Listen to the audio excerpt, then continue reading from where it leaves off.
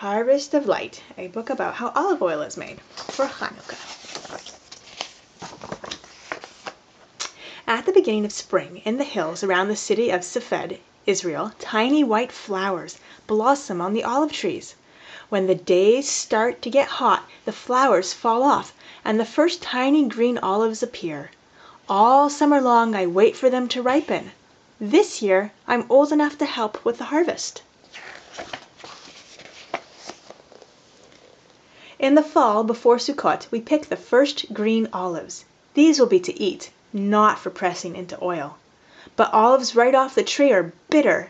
They have to be pickled in salt water before they taste good. We fill a basket with olives that are green. My Ima, that's my mother, cuts a small X into each olive with a sharp knife, and I toss them into a bowl of cold water. Every day for a week we drain the bowl and refill it with fresh water to wash away the bitter juice. At the end of the week we pack the olives in glass jars with cloves of garlic, slices of lemon, spices, and salt water. The olives will soak for several months before they are ready to eat. After Sukkot, the first rains fall. The olives turn from green to purple. We gather some of these darker olives for pickling. When my Ima cuts an X into them, drops of oil seep out. As Hanukkah approaches, the olives start to turn black and shiny with oil. The branches sag with the heavy fruit. When rains come, some of the olives fall off the trees. Now we know it's time to harvest them and press into oil. See the dark colors on these? That's kind of purple. Yeah. Like it was a black. That's right. We wear old clothes because they'll get stained with oil. First, the grown-ups spread big, thick plastic sheets under one of the trees. With long, thin sticks, they shake and hit the branches. The olives rain down, pitter-patter. I help by pulling out all the little twigs and collecting the olives that have rolled off the tarp onto the ground. I'm careful not to step on them. Next, Abba, that's my father, climbs the tree. With a small saw, he prunes out some of the tangled branches. I help pull the olives off these branches. When we're done, we move the tarps to another tree and fill another sack. Some of the olives are black, some have swirls of purple and green. I put the prettiest ones in a little basket. I will use them to decorate around our Hanukkah menorah. When I get restless, Abba gives me arithmetic problems to do with the olives. Count 10 into one pile, he says. Now take away 2. How many are left? Now add 5 olives. How many are in that pile? I love the olive trees. They are old and their branches twist into beautiful shapes. One tree has a seat just for me. When I get tired of helping, I climb up into it. From up high, I can see all around. The leaves on the grapevines and pomegranate trees have turned red and yellow. A black and white woodpecker pecks a hole in the bark of an olive tree.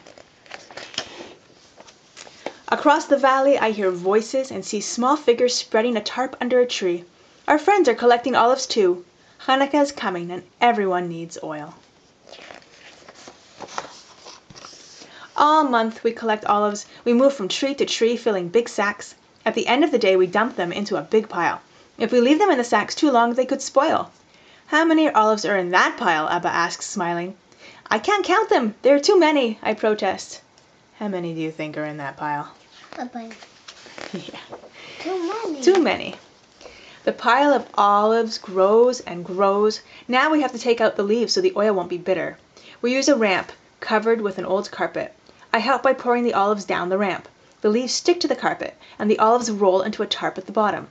When all the olives are clean, we pour them back into their sacks. We load all the sacks and lots of empty jugs into a truck and drive to the oil press. At the press, the olives are weighed and rinsed in water. The clean olives are poured into a crusher where the big stones crush them into a paste. The paste is squirted onto mats.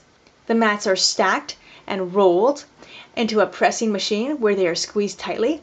Oil still mixed with water drips out and is collected in a big tank. The mixture is sucked into a centrifuge machine which whirls around very, very fast and separates the bitter water from the oil. The pure oil pours into a metal tub. From there, it is poured into jugs to take home. At dinner, Emma takes out the last bottle of old oil. That oil is clear and golden, unlike the new oil, which is cloudy and green. She says new oil needs to settle for a few weeks before it is ready to use.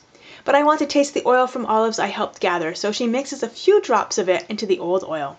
We dip fresh warm pita bread into it. Delicious.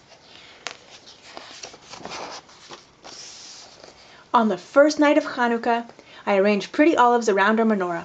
Abba pours a little of the new oil into the glass cups. He reminds me it is the same kind of oil that was used to light the temple menorah in Jerusalem long, long ago. When the Maccabees restored the temple, they found only enough oil to last for one day. But a miracle happened and it burned for 8 days, enough time to harvest new olives and press them into oil. After we sing the blessings, I hold Abba's hand as he lights a wick floating in the oil. Then we sing Hanukkah songs and watch the flickering light of the burning oil. Oil from olives I helped gather.